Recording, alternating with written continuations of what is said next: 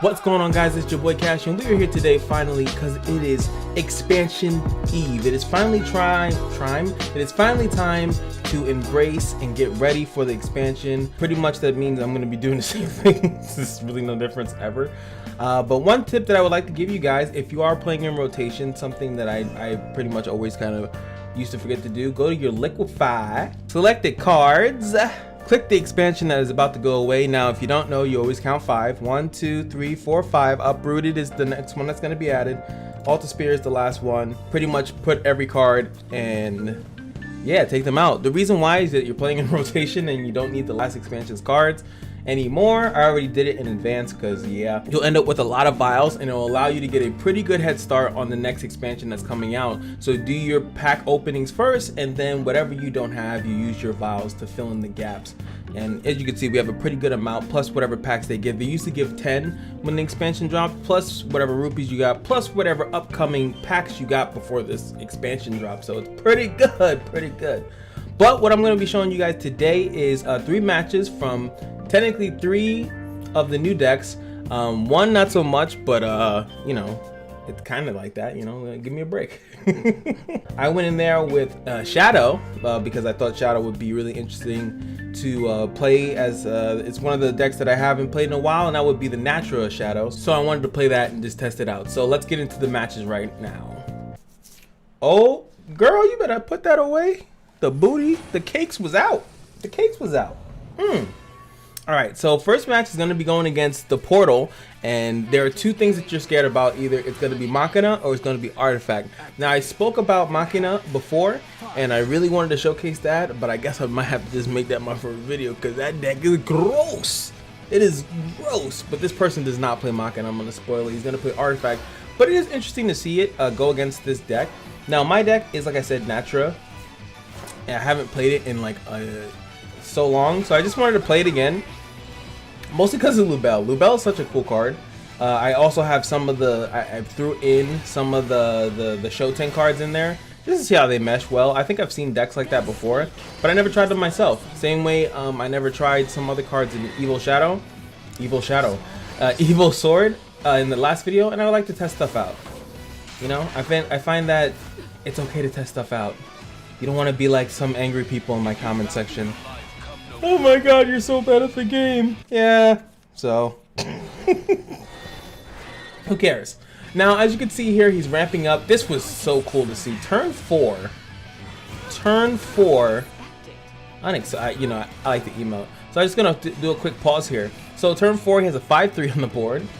Luckily, I went for he went first, so I get the Evo first is what I meant to say. 5-3, 2-2, 2-2, and a 3-2 already on the board. And if I didn't have this, like if he managed to clear this in some way, shape, or form, I would have been in trouble. Already took away 9 life from me. I'm going to get my Shoten activated because I kind of have to. I'm only going to be able to clear 2 things. I'm actually going to be able to trade into that while keeping my own minion. Trade into that too.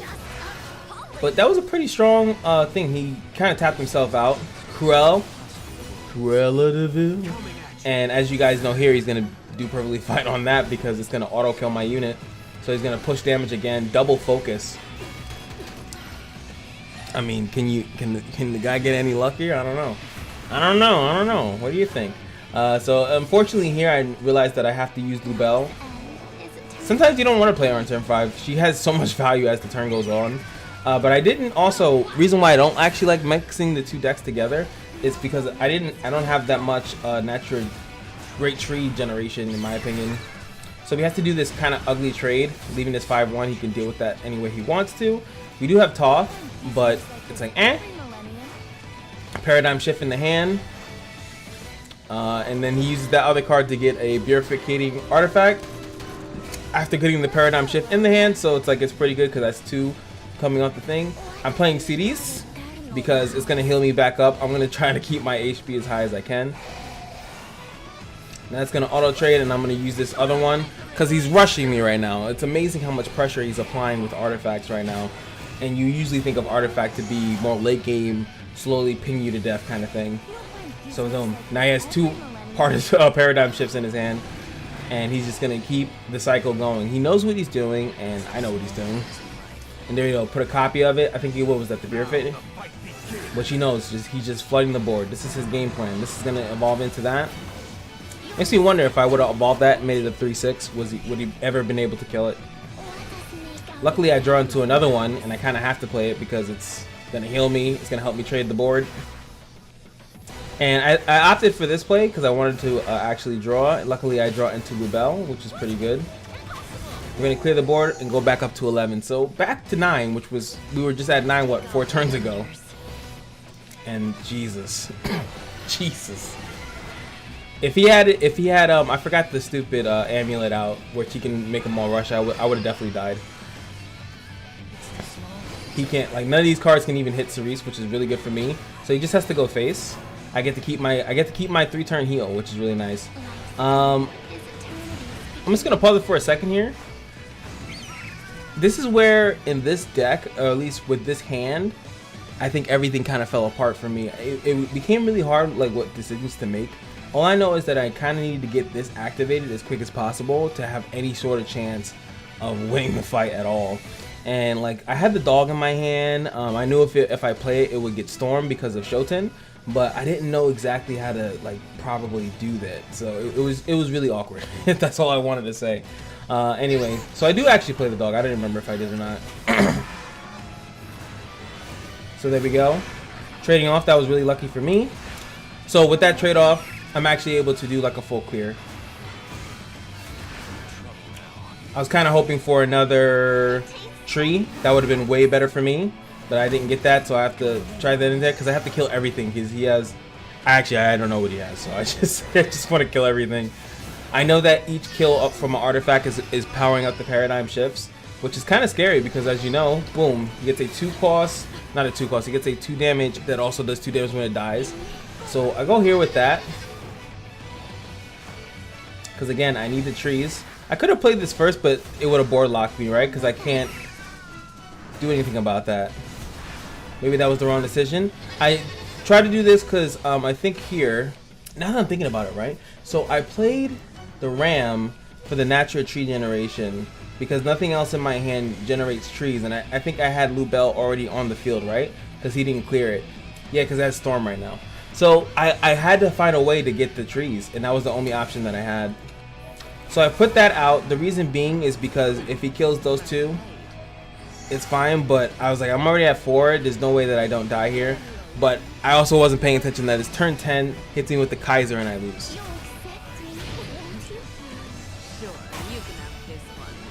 The amount of pressure that he was able to apply there was ridiculous. It was really hard to keep up with them. They just had so much momentum, and momentum is really big in card games when you're fighting against someone and they look like they constantly have an answer for everything that you're doing while maintaining or while progressing their game plan. And that's kind of what Portal was doing there. I felt like there's nothing I could have done to reverse that or anything of the nature. So that's really good. I think that what you saw there was a really good indication of how good Portal is going to be against a lot of the other decks, because it generates a lot of cards and it still has a game plan. It still has an ender. That was what Blood's problem was in the last expansion, is that it really didn't have a way to end stuff. It didn't have an end game. So next match is actually going to be with Blood. Now Blood, ironically, and we're gonna see a little sprinkle of that mocking of Blood. Now what I wanted to show this match about specifically is that it's really funny how this match plays out, and it's not gonna make sense until pretty much the end of it. I'm about to do the same thing, mono with the mono back, because you gotta do it. You gotta do it like that. I think my hand and I play it. The thing about Natural Shadow that it is slightly annoying is that you really have to pilot it very well. It's just like Portal, you gotta pilot it really well. And sometimes playing decks where you have to pilot well, it's like, come on, let me play that brain dead. Let me play that brain dead deck that just pilots itself. You just throw cards out and it just kind of works that way.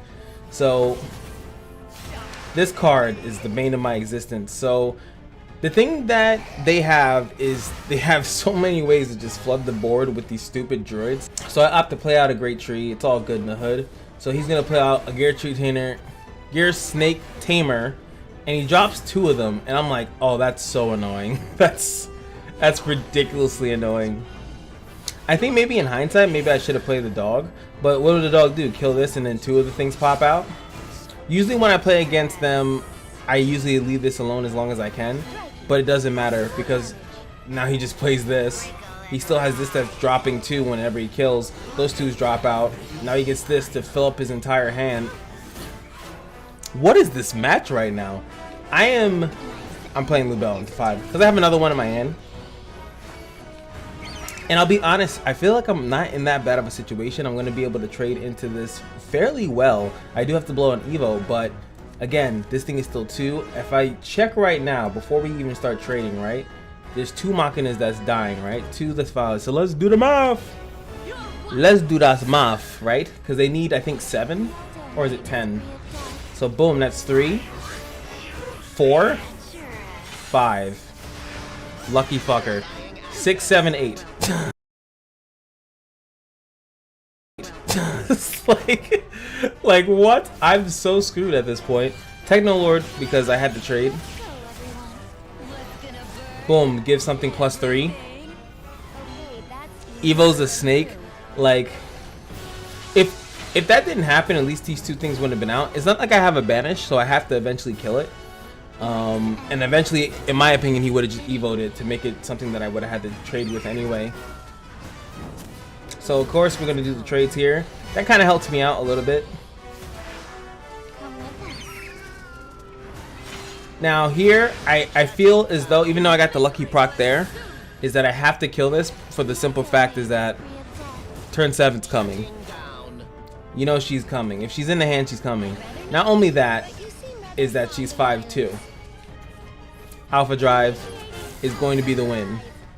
Now before she attacks, I want to ask you guys a very important question. She didn't play any new cards. Not one new card was played from this person. And my question to you guys about that, right, is this deck was not really played at all in the last expansion. Machina Blood was not played at all, but now it's getting a resurgence because of all the new cards that are getting added into the deck. I think there's technically about 4. I'm thinking in my head like 3 or 4, right? And that alone is making people want to play a deck again. I feel like this is one of those meta sheep things that just people, and I'm guilty of it too because I stopped playing it too. And I always wanted to play it again, but I never had Slain because I feel like you do need Slain. He's just a really good card. But why did people stop playing this deck? Look at how much pressure he played on the board. I can only think not so many decks that would have really stopped this from happening, from the amount of pressure that he put out. And now it's even worse. The pressure's even worse. Like I said, he didn't play any of the new cards. We didn't see any of the new cards. Like, why did people stop playing this deck? I don't get it. Really don't get it. Sure, you can have this one. I think the same thing is gonna happen with Shadow Machina. People are gonna be like, oh, look at that. This deck is pretty good. It's like it was always good. Last but not least, we're gonna be going against Runecraft. And this was interesting. This was a very interesting deck. This person was trying some shit, and I was very, very impressed by what I was playing against, because I guarantee you don't know what I'm playing against, and when you think you do, you don't. So this guy I was impressed with what he did. He actually gave me a couple ideas. Whoever this person is, good stuff. So first thing I see is Machina, so I'm like, okay, we're definitely fighting Runecraft Machina, which I'll give you a little spoiler, is definitely most of the deck. But he adds a lot of cool text inside of it. Now this time I got the Lubel. I'm trying to go Natural Tree, and again, Natural Shadow was also kind of pulled down to the wayside. I think Shadow was pretty much pulled down to the wayside in general, but we're not gonna talk about that. So like I said, boom, this card is so annoying. You definitely want to kill it, take it out as quick as possible. Now I got Lubel. Even if I didn't draw that second one, keeping a 0-cost Natural Tree when one's already out is fantastic. It's so good. So, you know, that's a free Necrothana. And we lose. Mega Book Sorcerer is so stupid. But it's cool because of tech that he puts into this deck. I love what he did with this deck. I want to see this deck play against other people.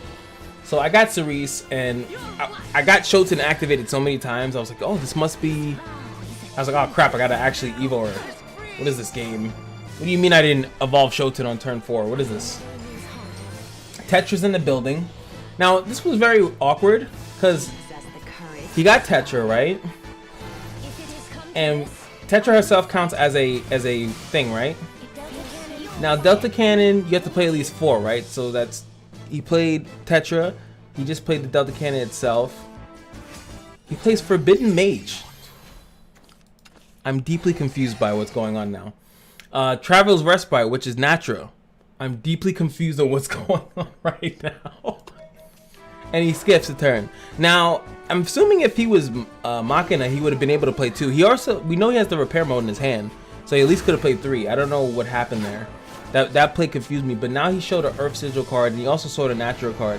Now he goes back to Machina. I'm not understanding. I definitely think he butchered the Delta Cannon, because you definitely want to have Delta Cannon in hand. 100%, you would definitely want to have Delta Cannon in hand.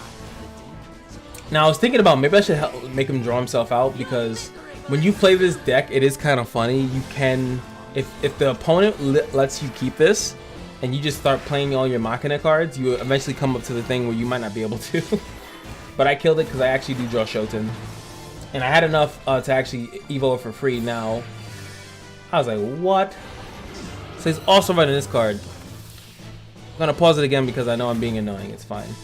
This card is literally one of the best neutral cards that they've ever made. This card is, as long as Natra and Machina are in the meta, this card should be in your deck. It literally, there's no reason not to take away your entire hand, and if you use it as its own fusion, it gives you the subtract 3. It's so dumb. It's whatever. So now that's a 0 cost card, right? Now that's a 0 cost card, right? That is ridiculous. That is so dumb. But what comes in the next turn is what impresses me the most, and what puts this match on a completely different level